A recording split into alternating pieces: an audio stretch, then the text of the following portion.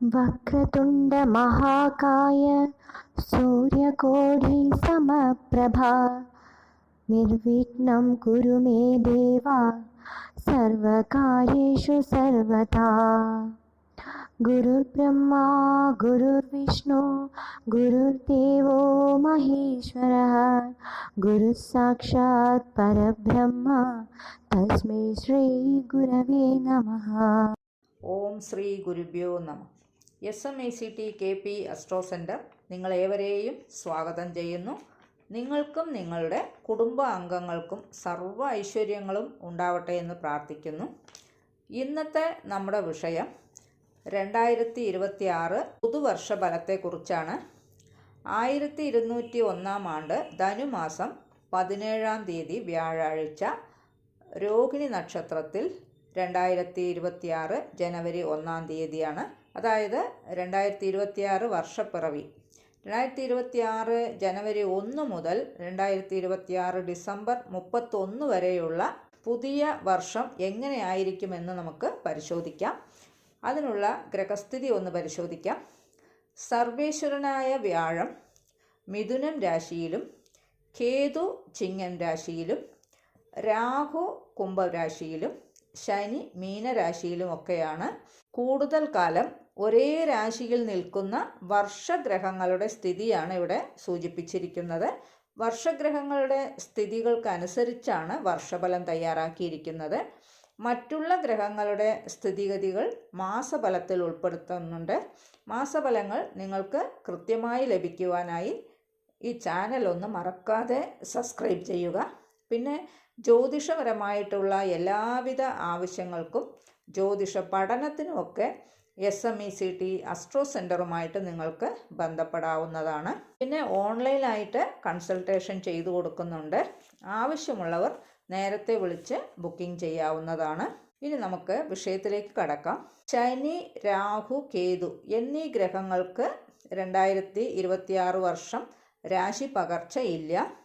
മിഥുന രാശിയിൽ സഞ്ചരിക്കുന്ന വ്യാഴം ജൂൺ മാസം 2 കർക്കിടകൻ രാശിയിലേക്ക് സംക്രമിക്കുന്നുണ്ട്. ഈ ഗ്രഹസ്ഥിതിയും ഗ്രഹപകർച്ചയും ഒക്കെ കണക്കിൽ എടുത്തുകൊണ്ടാണ് ഒരു രാശിയിലുള്ള 2.25 നക്ഷത്രക്കാർക്കുള്ള ഫലങ്ങളാണ് ഈ വീഡിയോയിൽ പറയാൻ പോകുന്നത്. കന്നി രാശിയിലുള്ള ഉത്രം 2, 3, 4 പാദം, അത്തം ചിത്തിരയുടെ 1, 2, 3 പാദം എന്നീ നക്ഷത്രങ്ങളിലൊക്കെ ജനിച്ചിട്ടുള്ളവർക്കും പിന്നെ കന്നി ലഗ്നത്തിൽ ജനിച്ചിട്ടുള്ളവർക്കും വ്യാഴം കർമ്മഭാവത്തിലും കേതു 12 ഭാവത്തിലും സർപ്പി 6 ഭാവത്തിലും ശനി 7 ഭാവത്തിലുമൊക്കെയാണ് തത്സമയമുള്ള സ്ഥിതി. 2026 ജൂൺ 2 വ്യാഴം ലാഭസ്ഥാനമായ 11 ഭാവത്തിലേക്ക് സംക്രമിക്കും. 11 ഭാവത്തിൽ വ്യാഴം ഉച്ചസ്ഥനാണ്. അതുകൊണ്ട് തന്നെ എന്തുകൊണ്ടും ആദ്യ പകുതിയേക്കാൾ 2ാം പകുതി വളരെയധികം അനുകൂലമായ ഫലങ്ങളാണ് അനുഭവിക്കാൻ കഴിയുക. അതുമാത്രമല്ല, വ്യാഴത്തിൻ്റെ വിശേഷാൽ ദൃഷ്ടി ശനിക്ക് ലഭിക്കുന്നത് കൊണ്ട് കണ്ടക ശനിയുടെ ദോഷവശങ്ങൾ ഒട്ടും അനുഭവിക്കേണ്ടതായിട്ട് വരികയില്ല. ബിസിനസ് രംഗത്തൊക്കെ പ്രവർത്തിക്കുന്നവർക്ക് നല്ല വിജയമൊക്കെ ഉണ്ടാകും. കർമ്മപരമായ ചില ബുദ്ധിമുട്ടുകളും സ്ഥാനചലനവും ഉണ്ടായേക്കാം. കർമ്മപരമായിട്ടുള്ള ഉയർച്ചകളും ഉണ്ടാകും. വ്യാപാര വ്യവസായ രംഗത്തൊക്കെ പ്രവർത്തിക്കുന്നവർക്ക് സമയം വളരെ അനുകൂലം തന്നെയാണ്. ആദ്യ പകുതിയിൽ ധനപരമായിട്ടുള്ള പല നേട്ടങ്ങളും ഒക്കെ ഉണ്ടാകും. കുടുംബത്തിൽ സമാധാനവും സന്തോഷമൊക്കെ ഉണ്ടാകും. അതുമാത്രമല്ല, കുടുംബത്തിൽ മംഗളകർമ്മങ്ങൾ നടക്കാനും നടത്തി വയ്ക്കാനുമുള്ള അവസരങ്ങളൊക്കെ വന്നു ചേരും. എങ്കിലും വ്യയഭാവത്തിൽ നിൽക്കുന്ന കേതുവിൻ്റെ ദൃഷ്ടി കുടുംബസ്ഥാനത്ത് പതിക്കുന്നത് അപ്പോൾ കുടുംബത്തിൽ അസ്വാരസ്യങ്ങളും മനപ്രയാസങ്ങളും ഉണ്ടാക്കിക്കൊണ്ടിരിക്കും. ഈ പ്രശ്നങ്ങൾ ആദ്യ പകുതിയേക്കാൾ 2ാം പകുതിയിലായിരിക്കും കൂടുതലായിട്ട് ഉണ്ടാവുക. ഈ പ്രശ്നത്തിന് പരിഹാരമായിട്ട് ഗണപതി ഭഗവാന് കറുകമാല സമർപ്പിച്ച് പ്രാർത്ഥിക്കണം. ഗണപതി മന്ത്രങ്ങളുമൊക്കെ ജപിക്കുകയും ഒക്കെ ചെയ്യുകയാണെങ്കിൽ മാത്രമേ കേതു ദൃഷ്ടി കൊണ്ടുള്ള ദോഷം മാറിക്കിട്ടുകയുള്ളൂ. ഈ പ്രശ്നം ധനപരമായ കാര്യങ്ങളിലും ചെറുതായി ബാധിക്കും. കാരണം 10 കിട്ടിയാൽ 20-നുള്ള ചെലവ് ഉടനെ തന്നെ ഉണ്ടാവുകയും ചെയ്യും. അതുകൊണ്ട് ഈ രാശി ലഗ്നക്കാർക്ക് ഗണപതി പ്രീതി അത്യാവശ്യം തന്നെയാണ്. വർഷത്തിൻ്റെ 2ാം പകുതിയിൽ വ്യാഴം സർവാഭിഷ്ട സ്ഥാനത്ത് ഉച്ചസ്ഥനായിരിക്കുന്നത് സർവകാര്യ ലാഭങ്ങളും ഉണ്ടാക്കിത്തരും. 4-7 ഭാവാധിപത്യമുള്ള വ്യാഴത്തിൻ്റെ ഈ ഉച്ചസ്ഥിതി വളരെ നല്ല ഫലങ്ങൾ തന്നെയാണ് അനുഭവിക്കാൻ കഴിയുക. വീട് കെട്ടാൻ ആഗ്രഹിക്കുന്നവർക്ക് വീട് കെട്ടാനോ പുതിയതായിട്ട് വീട് വാങ്ങിക്കാനോ അതേപോലെ പഴയ വീടൊക്കെ പുതുക്കി പണിയാനോ ഒക്കെ ആഗ്രഹിക്കുന്നവർക്ക് ആഗ്രഹമൊക്കെ സാധിച്ചു കിട്ടും.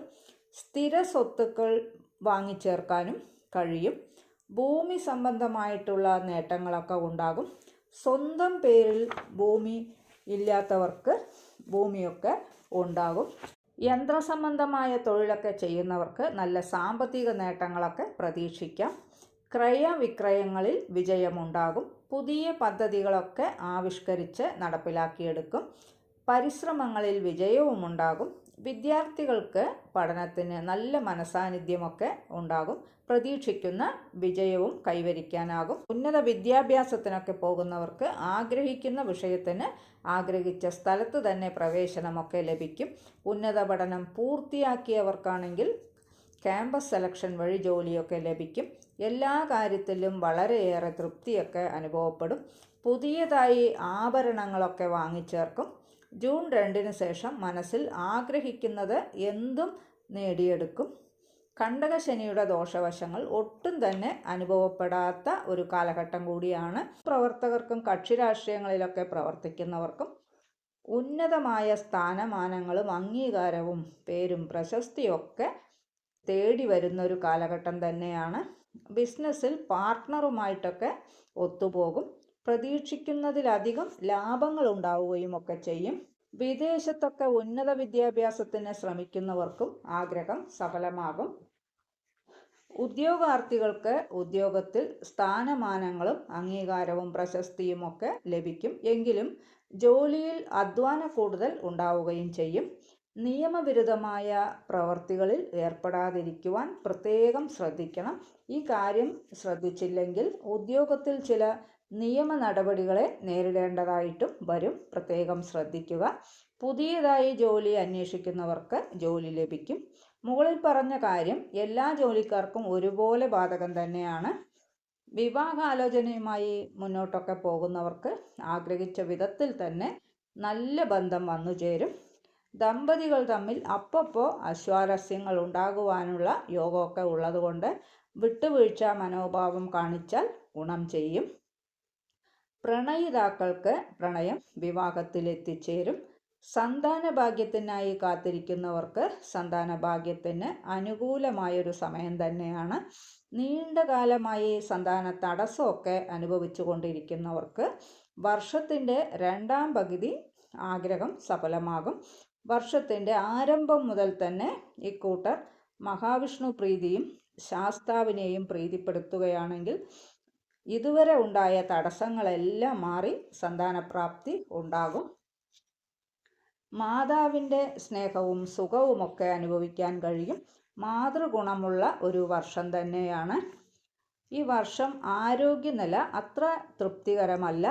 അലർജി സംബന്ധമായ പ്രശ്നങ്ങൾ, കാലുമായി ബന്ധപ്പെട്ടിട്ടുള്ള രോഗങ്ങൾ, ശ്വാസ സംബന്ധമായ പ്രശ്നങ്ങൾ, പിന്നെ അസിഡിറ്റി എന്നിങ്ങനെയുള്ള ആരോഗ്യ പ്രശ്നങ്ങളൊക്കെ ഉണ്ടാകും. ഭക്ഷണ ക്രമീകരണം ശ്രദ്ധിക്കണം. സഹോദരങ്ങളുമായിട്ടൊക്കെ നല്ല ബന്ധമാണ് ഉണ്ടാവുക. സഹോദരങ്ങളുടെ സഹായവുമൊക്കെ ലഭിക്കും. സന്താനങ്ങൾ നിമിത്തം ധനവരവിനുള്ളൊരു യോഗവും കൂടി കാണുന്നുണ്ട്. സന്താനങ്ങളുടെ ഉയർച്ചയിലൊക്കെ സന്തോഷിക്കും. സന്താനങ്ങളുടെ വിവാഹ കാര്യത്തിലൊക്കെ അനുകൂലമായ തീരുമാനങ്ങളൊക്കെ എടുക്കാൻ കഴിയും. പിതാവിൻ്റെ ആരോഗ്യനില തൃപ്തികരം തന്നെയാണ്. പിതൃകുടുംബത്തിലുള്ളവരുമായിട്ടൊക്കെ നല്ല ബന്ധത്തിൽ തുടരും. സുഹൃത്തുക്കളുടെ സഹായവും ലഭിക്കും. സംഘങ്ങൾ, ട്രസ്റ്റ് എന്നിവയിലൊക്കെ പ്രവർത്തിക്കുന്നവർക്ക് ഉയർന്ന സ്ഥാനമാനങ്ങളൊക്കെ ലഭിക്കും. അംഗീകാരവും പേരും പ്രശസ്തിയുമൊക്കെ വന്നു ചേരും. പൊതുവെ ഈ വർഷം ഏറെയും അനുകൂലമായ ഫലങ്ങളാണെങ്കിലും ആരോഗ്യ പ്രശ്നങ്ങളെ മറികടക്കുവാനായി ഗണപതി ഭഗവാനെ പ്രീതിപ്പെടുത്തുക, ക്ഷേത്ര ദർശനമൊക്കെ നടത്തി ഗണപതി മന്ത്രമൊക്കെ ജപിക്കുക. പിന്നെ ശാസ്താവിന് നീരാഞ്ജനം നടത്തി പ്രാർത്ഥിക്കുക. നവഗ്രഹ പ്രതിഷ്ഠയുള്ള ക്ഷേത്രങ്ങളിൽ ക്ഷേത്ര ദർശനമൊക്കെ നടത്തി നവഗ്രഹ പ്രീതിയുമൊക്കെ ചെയ്യുകയാണെങ്കിൽ 2026 വർഷം ഈ രാശി ലഗ്നക്കാർക്ക് രാജയോഗ തുല്യമായ ഫലങ്ങൾ തന്നെയാണ് അനുഭവിക്കാൻ കഴിയുക. നിങ്ങളുടെ ജനനകാല ഗ്രഹനില പ്രകാരം നടക്കുന്ന ദശ അപഹാര ഛിദ്രങ്ങൾ കൂടി അനുകൂല നിലയിലാണ് എങ്കിൽ മുകളിൽ പറഞ്ഞ എല്ലാ കാര്യങ്ങളും മുഴുവനായി നിങ്ങൾക്ക് അനുഭവിക്കാൻ കഴിയും. ഈ ചാനൽ ഇതുവരെ സബ്സ്ക്രൈബ് ചെയ്യാത്തവരാണെങ്കിൽ ചാനൽ ഒന്ന് സബ്സ്ക്രൈബ് ചെയ്യുക. പിന്നെ വീഡിയോ ഇഷ്ടപ്പെട്ടുവെങ്കിൽ ലൈക്ക് ചെയ്യുക. നിങ്ങളുടെ വേണ്ടപ്പെട്ടവർക്കും സുഹൃത്തുക്കൾക്കുമൊക്കെ ഷെയർ ചെയ്ത് കൊടുക്കുക. നിങ്ങളുടെ അഭിപ്രായം കമൻറ്റ് ബോക്സിൽ അറിയിക്കുക. വേറൊരു വിശേഷവുമായി നമുക്ക് വീണ്ടും കാണാം. നന്ദി, നമസ്കാരം.